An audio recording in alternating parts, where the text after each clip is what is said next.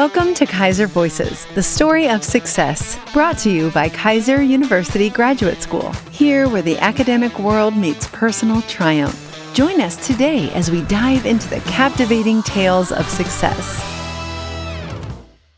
Welcome back, everybody, to another episode of Keiser Voices. I'm really excited for our guests today.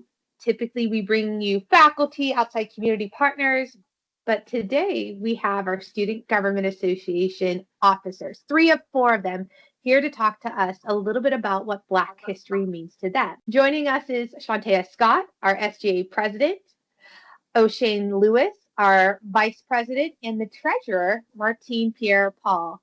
Guys, thank you for joining us. Thank you for having us. Thank you. So happy to be here. Before we get talking about our subject and celebrating Black History Month, I would love for you each to take a moment. I'm going to start with Martine. If you could tell us what program you're in and how far along are you, or how close to that finish line are you? Absolutely. It's my pleasure. Thank you again for having us for Black History Month. I am Martine Pierre-Paul, and I'm currently completing a Master of Science in our financial technology program. I started the program in 2024, and I am looking for a graduation date, if everything goes well, in July, early July of 2026. So in just a few months. Oh, wow. Man, you're making me nervous. Oh, Shane? So I'm in the IO psychology program, and I was checking my stats yesterday, and I'm 50% through my program, and my expected graduation date is May of next year. So I'm pretty excited about that. Getting there, you're getting there. And last but certainly not least, Shanteya, tell us a little bit about you. Yes, hi. I'm so honored to be here today. As you mentioned earlier, I currently serve as the SGA president for the graduate chapter here at Keiser University, and I am pursuing my doctoral degree in business. And I started fall of 2025, so just began the program. It's going good. I love it. And this is such a great opportunity to really take a moment to kind of reflect on different aspects of your journeys that have influenced you.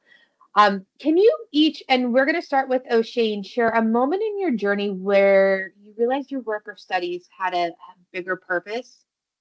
So, having spent so many years in career field or studies that's pretty much driven by, I'm going to say, what it might look like to earn a living that's going to be greater than what I had previously, I shifted focus to nonprofit recently because I wanted to make a more meaningful impact, not just on myself, but also on other people.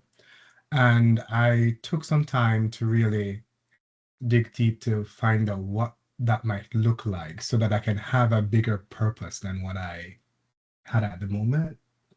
So when I finished my MBA, the goal was to go into corporate America and just work 9 to 5 kind of stuff, the average Joe. And I started volunteering with a local food bank. So we distribute food free of charge to members of our community facing food insecurities. And my primary responsibility is to make sure the individuals in the organization operate safely within the space, but most importantly, make sure the food we have in our possession is handled with care and also safely to prevent any kind of foodborne illness. And I thought Keiser would be the great opportunity for me to come join the IO psychology program, learn about workplace dynamics, employee development and training, and how best to create safe workspace environment that can impact the world around us, i.e. me being at the food bank, trying to fight on hunger or food insecurity, but allowing the people doing so to do so safely while making sure the food is done safely, handled safely. So I realized that I would say after completing my MBA, wanted to make that change. And now I feel like I've owned that and have that solid ground. And I just can't wait to complete my program to launch from there. Amazing. Thank you for sharing. Shanteya? Yes. So, fun fact, I actually have a professional career in HR. So, I am a HR director in the entertainment industry. I work for a really fun indoor arcade park. So, that's my exciting 9 to 5 life. So, I would say there was a moment in my HR career when I realized my work was more than about like policies, onboarding, or compliance. Lately, I have shifted my focus on advocating for equitable hiring practices and supporting employees who have either felt like unseen or unheard. And I recognize that representation and fairness in the workplace directly impact people's lives and families. So I would say pursuing my doctorate in business, kind of deepened that realization. And I began to see that my studies are not just about earning a degree, but about positioning myself to influence organizational culture, leadership, and decision making, at a higher level. That was the moment that I understood that my work carries responsibilities, not just for myself, but for those who will come after me. And last but certainly not least, Martine, finance. You're a rare individual.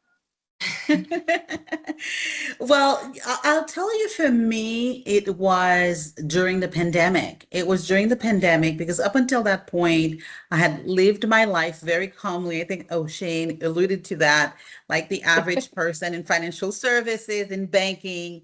And then the phone call came at the onset of the pandemic when a few of our leaders in the community sought me out and asked me to sort of decode and explain what was happening from an access to capital standpoint during the pandemic with small businesses whose doors were shut overnight.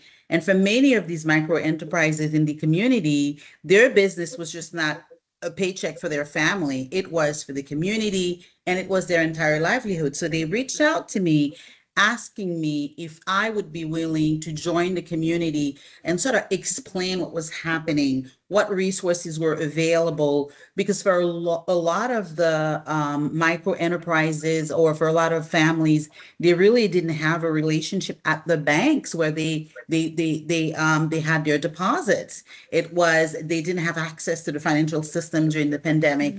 And up until that point, I was really in situations where my clients were very affluent. I worked in Brooklyn, in Boca, and in Palm Beach County. My clients were really affluent. So it never really crossed my mind beyond just doing financial literacy, how important having access to the financial system was, and how many people in my own community were not banked. They were underbanked or just were not banked at all. And I began to realize that I've been really fortunate to have had a good career, but now it was time for me not to just be a banker, but to put myself in a position where I was going to design system and implement system and policies to give people access to the financial system.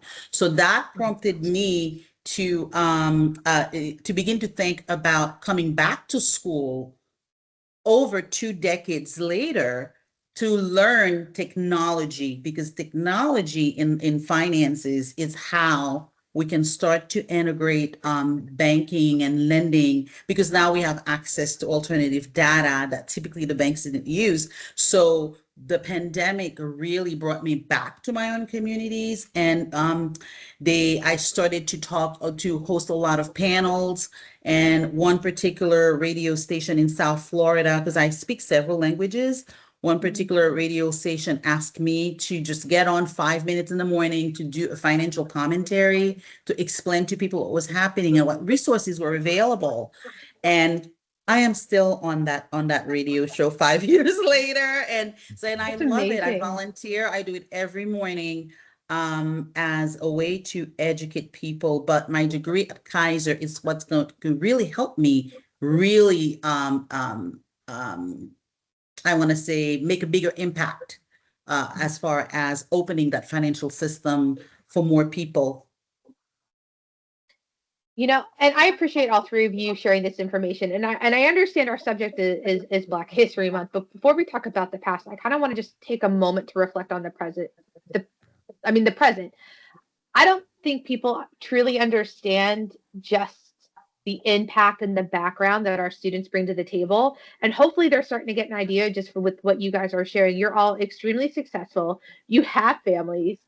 You're going to school full time, and you're volunteering in student organizations. You're putting your time and effort to give back, not just in your immediate communities where you can touch and feel, but greater communities at large. And that's just so impressive of all three of you as you pursue your careers and your different walks in life. And actually, Martine, you were just recognized by Palm Beach execs, because I got that notice real fast from a friend of mine who's on that.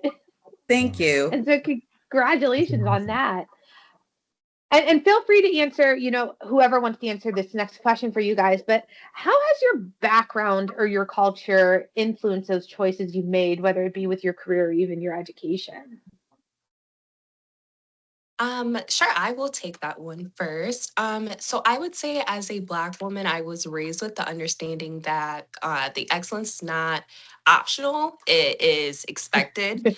So yeah, that was my upbringing. So I would say my culture has instilled in me resilience, adaptability, and a deep sense of community. My culture has kind of shape those values in my decision making when it comes to my career in HR, a field where I can advocate for people and create spaces where others feel valued.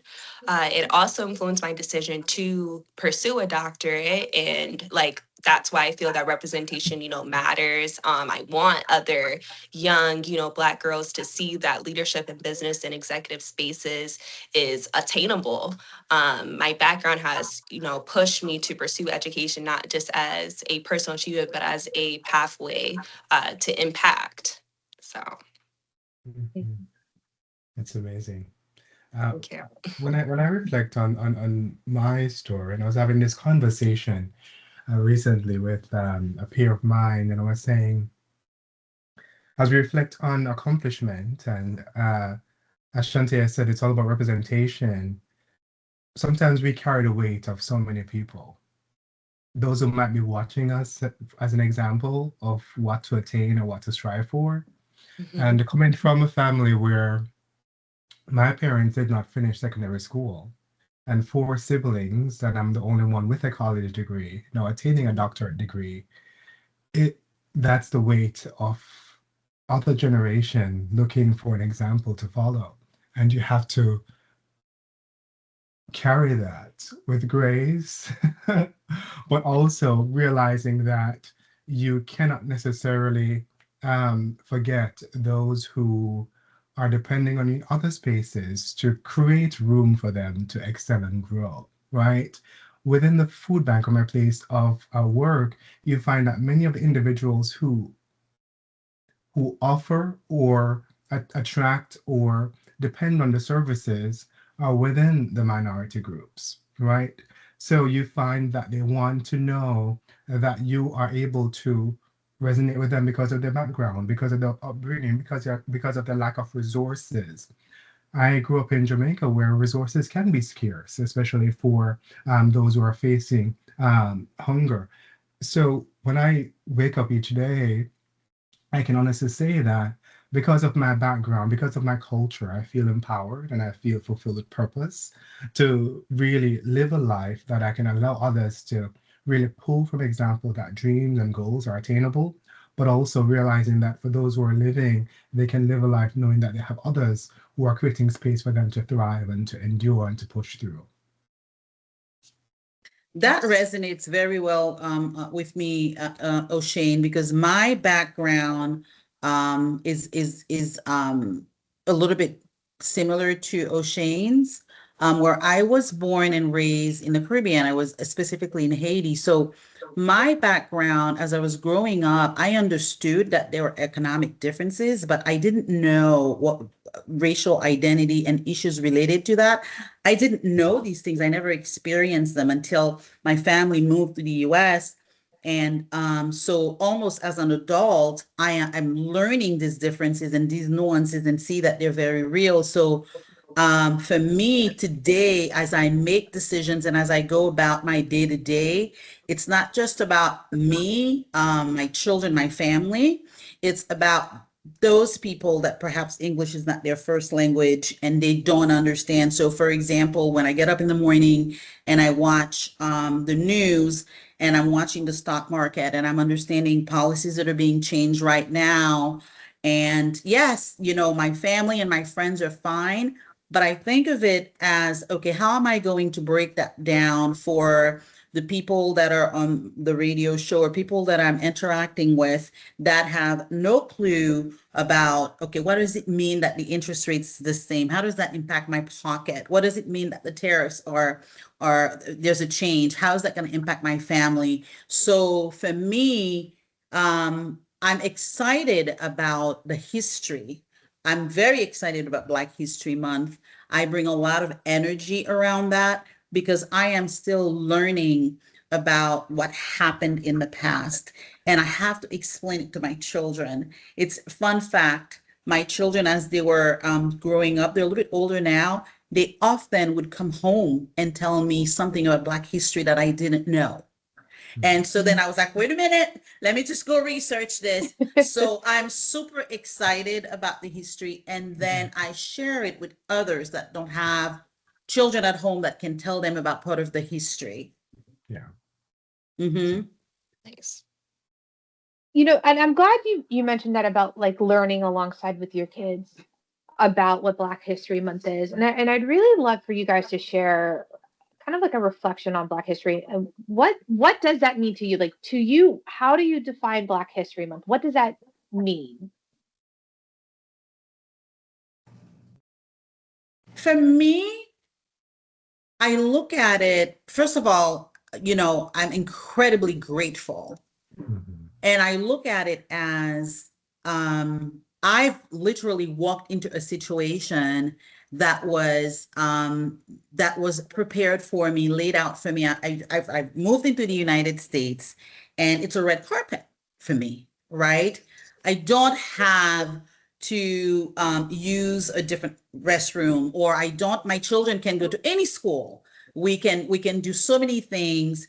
And so when I look at Black history, I look at it from the perspective of how incredibly grateful I am for these people that have paved the way for me, but also it's my responsibility. I feel very much responsible. I have to make sure that I leave those people who are around me and who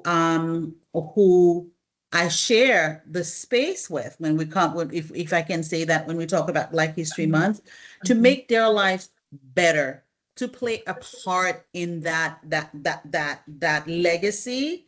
And I do my best to teach my children to do the same things, because I feel, as somebody who moved to the United States, I feel that my family, my grandparents, they didn't earn that, so to speak. So therefore, I have to give more. I have to give back more to kind of earn my space here, if that makes any sense.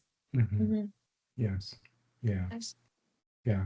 For me, Black history is pretty much a celebration. It's a reminder of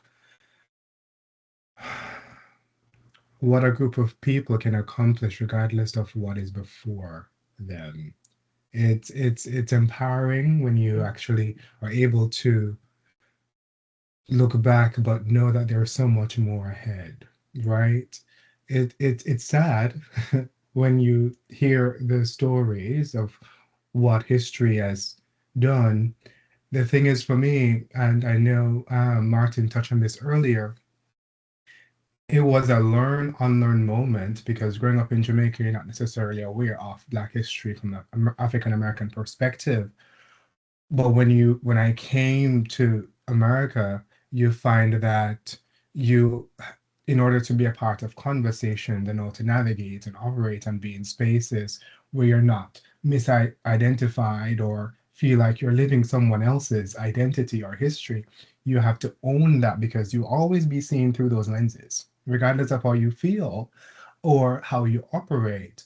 So to do so, you have to be knowledgeable. And that's why I say that Black history, for me, it's that sense of reflective, knowing, but being empowered, because then within yourself, you're able to not be swayed or not be discouraged or not feel deflated or feel defeated. It's more so knowing that those before you have actually paved the way. As Martin said, know you're able to build on that for others coming after you. And those who might be in that same space with you, you're able to help them refocus, because it can be a depressing experience for many, knowing that, hey, some group of individuals might be offered other opportunities that you're not, but yet there are so much possibilities that are tied and wrapped into it. So I lean to more empowerment. I lean to more reflection. I lean to more promising outlook when it comes to Black history. And I see it as a celebration of a group of people that have attained so much with so little. Yes. I Wonderful. think what each of you have said resonated with me as well.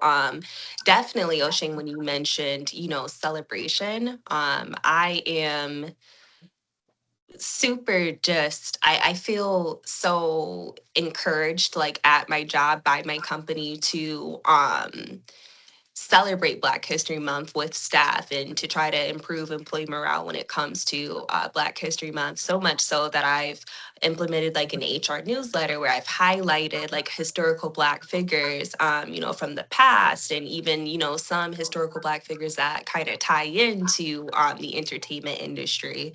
And we recently had a potluck where we served soul food, and we had fun R&B and like soul and jazz music playing in the big room, and fun posters. And we've all have been wearing cool lanyards that represent Black History Month colors, and just doing fun activities. And it's just been really nice to just see like the impact that it's made on employees of color here at my company, and just to see the smiles on their faces where they got to just celebrate and enjoy like the festivities. And it's been really great, and I'm very proud to be a part of a company that really promotes inclusivity. Yeah. One of our other guests that we got to interview for Black History Month is a faculty member from our flagship campus. But in conversations with him, we had asked him a similar question that I'm going to ask you guys about if there's somebody who really inspired your growth or shaped your potential as we look at Black History Month. And he was able to tell us about how when he was a kid, he was listening to Martin Luther King speak. So he grew up with through Martin Luther King's speeches, and then his unfortunate assassination, and he shared that a lot with us about the impact that made on him as a child. Is there someone or a similar story, even if it's a family members, who's really inspired like your growth? Yeah. I'm always going to, whenever posed with this question, I always pull on my parents. And the reason, many reasons, but I'm going to say that the reason is that even with only no secondary education, they were able to help a young man navigate academia or school without losing focus or feeling as though he was not able to fit in or achieve. And from that perspective, I was inspired by their strength or their determination to ensure that for me, I would not necessarily experience life the way they did with little to no education. And while they might have been inspired by so many other Black figures, I'm not going to say, because they're Jamaican, I'm not going to say that Martin Luther King was for them. But even from that perspective, I'm sure they saw what an educated Black man looked like, and they envisioned that for me. And I can't wait until graduation next year for them to see me walk across that stage, and then they can be inspired by me just as I've been inspired by them. So that's my inspiration story. Oh, I can't wait to meet them. Yes, I definitely can agree with that as well, Shane. I would say, my parents, I come from generations of just it almost felt like, these barriers when it came to education. Like, for example, like my great grandparents, they had to drop out of school at an early age, like around, middle school. And, even still with a middle school education, like could not read, could not, write, necessarily. My grandparents barely kind of completing high school. On to my parents, they were actually first generation to finish high school and actually, go to college. And then now, my generation of, including myself and my siblings, we are not only now going to college, but we're getting, graduate level educations and, now doctorates and, other masters and, other things. And it really is something to be said about just like role model representation. Like it really does just take like that one. I feel like, families and everybody, like you just need like that role model to kind of like see that you can do it, to believe that you can do it, to be encouraged that you can do it. And that's what I feel like my family and my parents specifically gave to me, because otherwise it's just like this kind of generational continuance of just like education, educational barriers, I guess, per se. So yeah, my parents have just inspired my education in just so many ways. I mean, I really can't thank them enough. And I get like this just excitement every time that they, attend a school function or a ceremony. I mean, they're like the loudest people cheering in the, audience. And it's just, it's great what they've instilled in me when it comes to education. It really is. We'll know who they are at graduation for sure then. So for me, it's very similar. I would have to say it's my dad. My dad has always told us that education is first. It'll open doors for you. Until this day, I am convinced. And I tell my children, I tell my friend, I tell my people that I meet all the time how important education is. Now, interestingly enough, so coming from the Caribbean and in many other parts, of the world as well, I think I've heard that story. So for my parents, if you didn't become a physician, an attorney, or an engineer, you're not educated. Like you have to be a doctor, a lawyer, or an engineer. Otherwise, you're not, it's not good enough. But when I told my father that none of these were my goals and my dreams, he was very supportive. He wasn't too supportive of being a woman of color in finance, right? So because there's still Heather, you're smiling, right? So being in the financial service into being a woman, is one layer, and then you add a woman of color and another layer. So it kind of appeared to many that I was not going to find the success. But my dad was always my biggest cheerleader. Although he doesn't have the level of education that I have. In fact, in my family, I have 4 siblings. I'm the only one who kind of ventured out in getting an advanced degree. My siblings did not. So my father really is the person that I would say has influenced me. He didn't provide me the mentorship from having done it before, but the encouragement and his wisdom. Really is my dad. I don't know if he'll make it for graduation. He lives in New York and he's 94 years old, but you never know. We're gonna figure that one out. Yeah. But that's amazing what you all shared. I don't know, I never have in my head your answers at all. So we send you guys the questions ahead of time. I never know actually what the answers are. And half the time I make up the questions as we go along. So when we do reflections on Black History Month, Hispanic Heritage Month, even Women's History Month, I never know the answers that I'm going to get from the guests. And I find it just so amazing. And then it speaks so, high volumes of your parents, those are the individuals that you went to first as the ones that, we look at and talk about Black History Month, who really shaped who you are and help you grow into who you're becoming as you make your way on your journey. I mean, I think that's just amazing and so interesting too. Thank you. And I'm hoping I get to meet all of them here soon. Some sooner than others, but a couple of you aren't too far behind. Before we let you guys go, and I know I asked, like, who's influenced you when we think about Black History Month? I know I've asked you, what does it mean to you? But what's something that you would like to leave to resonate with our audience, whether we're talking about Black History Month or just pursuing your educational dreams like you guys have shared? What's something you want to leave with our audience? I would say persistence for sure, like just the will to just keep going. There's going to be those challenges, hurdles. It's going to be, extremely difficult trying to, balance the whole, work-life balance of school and work. And, you're going to have those moments of like self-doubt and like wanting to give up.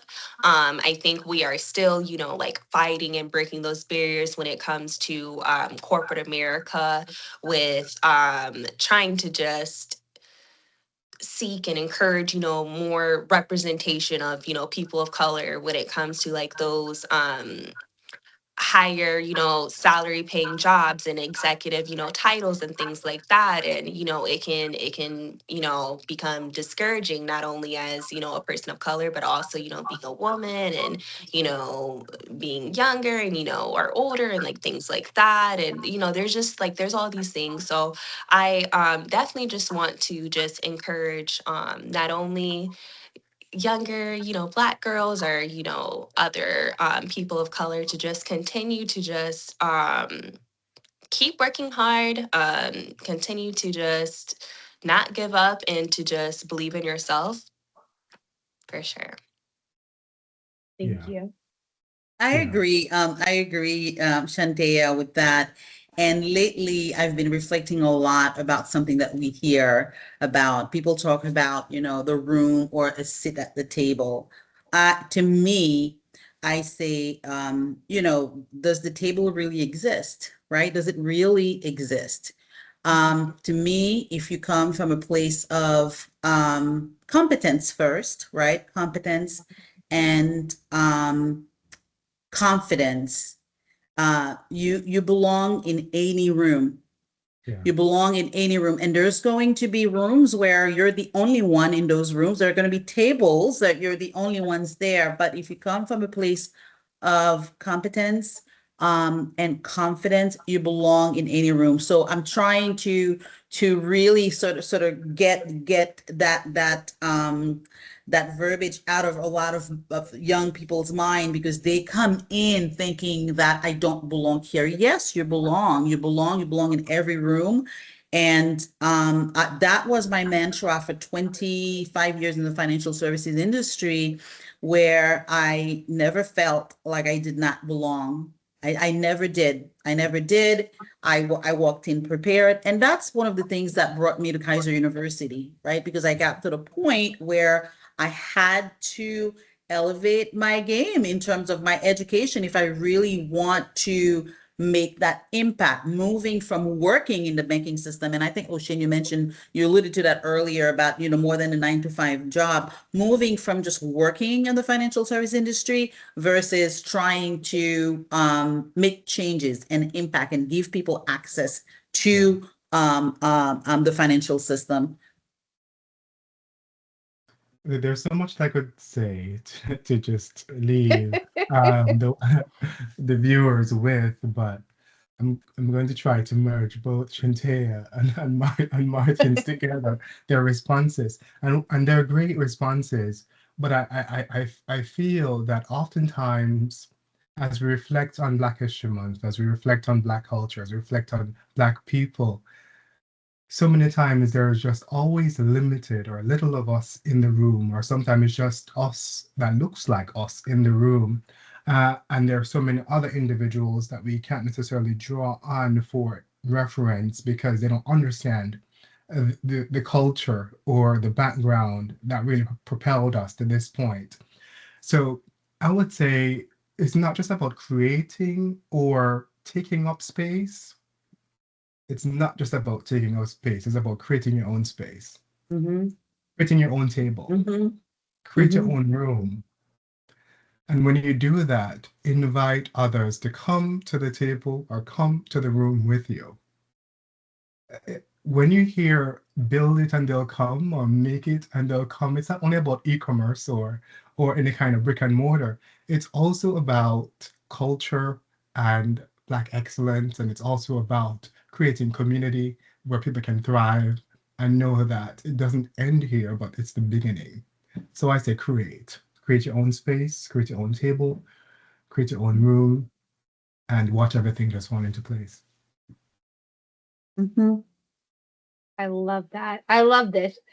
And I'm going to tell the audience, we're going to check back with them when they walk the stage. We're going to have them give us an update on their stories. I know with Martine, unfortunately, it's going to be like sooner than we would hope. But we want you guys to hear the other half of their journey when they hit that stage. So stay tuned for more from these three. Shanteya, Oshane, Martine, I cannot thank the three of you enough for joining us on the podcast as we celebrate Black History Month. Thank you so much. Thank you. Thank you for having us. Thank you. Thank you. We should do this again. I mean, We can have you back. We have no problem having you guys back anytime. Now that I know you're going to tell me yes, this is how this works. It's a pleasure. Of course. And if you guys have enjoyed this conversation, be sure to like, share, subscribe, and follow. And we'll catch you on the next one.